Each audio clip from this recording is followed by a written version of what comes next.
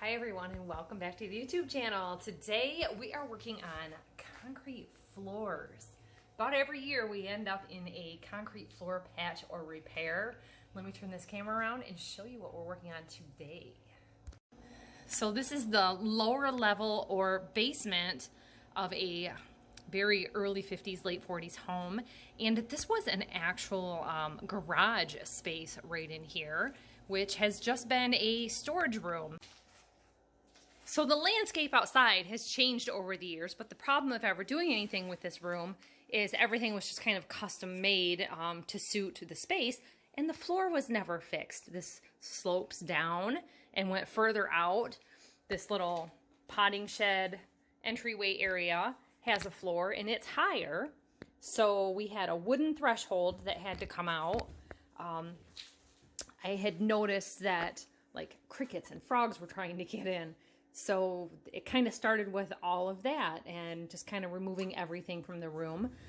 We had decided that eventually this can be more of a finished space. So we're just starting out with doing the floor. So if you've ever done concrete and mortar jobs, you know that when you're adding new on top of old, get it wet, and that helps it stick or bond to each other.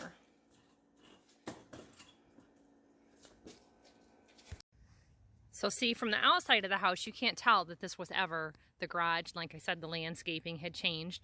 And it is because right up here is the road that was put in the 50s. He said the house was built in 46. So this little shed room was not there at all.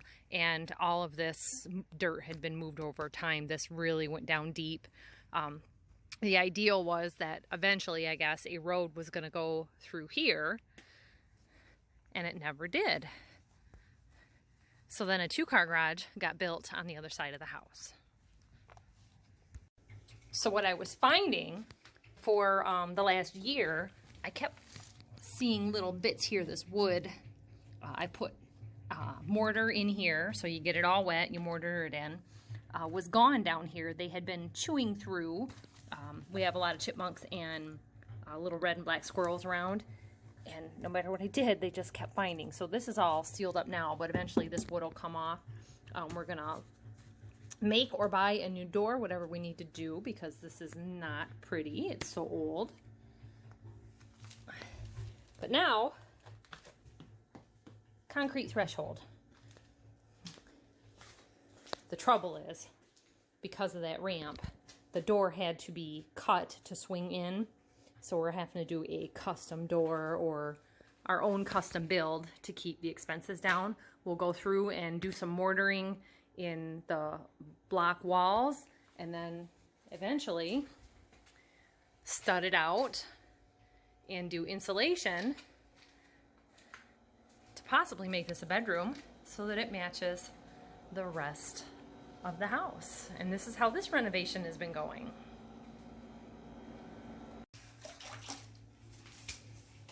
So everywhere you're going to put concrete, new mortar, you've got to get it wet. I'm doing this one-handed, so you're getting some super quality camera work here. And I found the best way to do it is just a bucket and a broom. And we did this threshold yesterday evening. Says that it is pretty well set, I guess, in a few hours. We're using some different types. This is the mortar that we're going to use around the edges later. And we will use mortar on the upper layer to fill it in.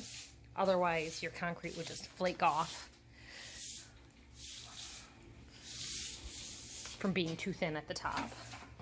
And that slope stops at 10 feet. So they probably had about an 8-foot door.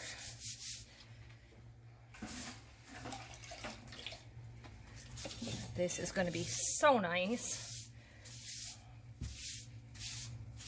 I wish we would have done this when we lived in this house. But it was just a storage room.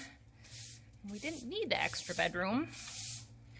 But we're thinking now for future investment to do it ahead of time now, because with a door and a new window, suddenly you have added square footage.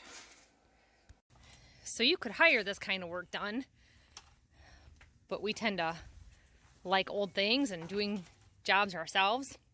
Guy mixes it out here. We've got this old 100-year-old-ish cement mixer that's motorized. He carries it in 5-gallon buckets. We're using bags of concrete mix. This is 60 pounds. You can get 80 pounds. 60 pounds is plenty. It's a good buy doing it this way. And we buy this one particularly because it is in plastic bags. It's by Mastercraft. The Quikrete brand, you can get in 80 pounds and 60 pounds, but they're in paper bags. So if you have leftovers or you wait a while to get to the job, what happens is moisture gets inside of the bag, turns it solid, and you don't have usable concrete mix anymore. So it looks like we're on about 4 bags for today. So Guy just comes and brings it in here for me. I push it where it needs to go with the big trowel. At the end, you can take a 2x4 and smooth it out. This brand is real rocky.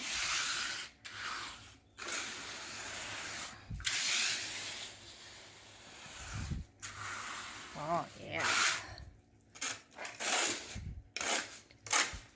Which seems to make it pretty strong.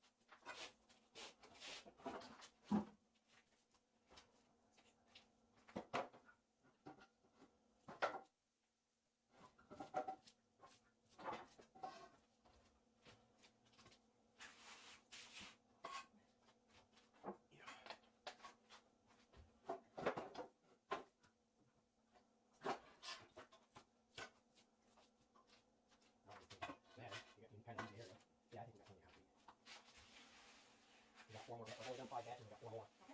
Before we switch to mortar. Yeah.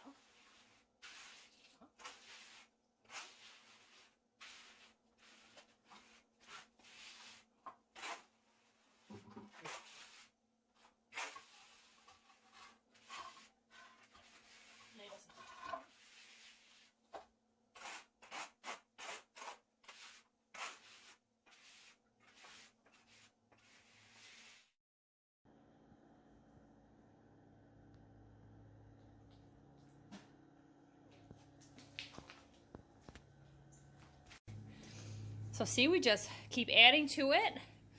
We made ourselves a little plank to be able to walk across of. And I'm using this board from where we have level here. Just pushing it where I want it. Now, this mix can be variant from, or irregular from bag to bag. How much stone they put in it or whatever shift was on.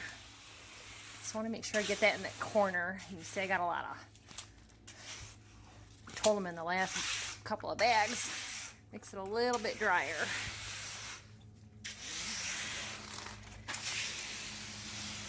But the thing to remember is we have about $65 in concrete here, and it's going to get covered with flooring. This is not a sidewalk or a patio. So, like we've done in our barn in the past, I've been his assistant in doing this stuff for years, and the kids have been assistants to us.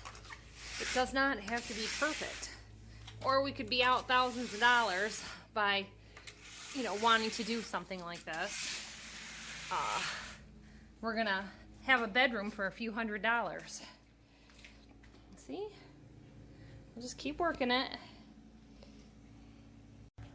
Now as this sets, some of the water rises to the top, and I just keep taking my float and skimming that water, and I push it to the edge, because remember, you want where your mortar is going to go on that old concrete to be wet. You're putting wet product against a wet surface, and that's what creates a bond. There's some of these like etching and bonding agents. We have for years watched a guy on YouTube called Mike Haddock, or Haddocks, and he's a mason from Pennsylvania, recently moved to Florida.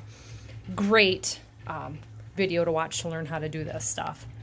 And the other thing is, I don't ask for anything from my husband that I'm not willing to help him with. He does the heavy lifting, and I'm the manual labor person. He's largely the manual labor person because of the brawn, good division of labor in all of these jobs, and that's why we try to do it as cheap as possible. With the rental houses, with the farm properties, look through the home repairs list on this channel. It's gone on for years, and we just work together on it.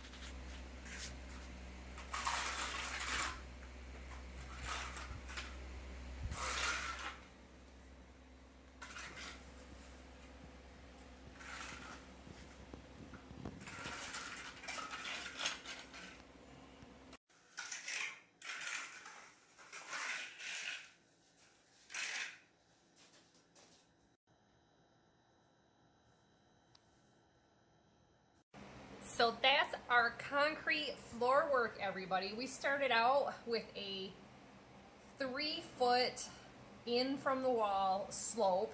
We're about 8 foot in. You can kind of see the line there between where the concrete is and where the mortar is. We just kept skim coating and skim coating further into the room until we got it nice and level and blended very well. I think it's going to be a great job. We're going to stop for the day and let this dry. Go ahead and hit up that playlist, watch more videos, do the home repairs. It saves you a lot of money, even if you're spending the time. I'd rather spend my time than spend my money any day. Thanks for watching, and we'll see you next time. Bye-bye.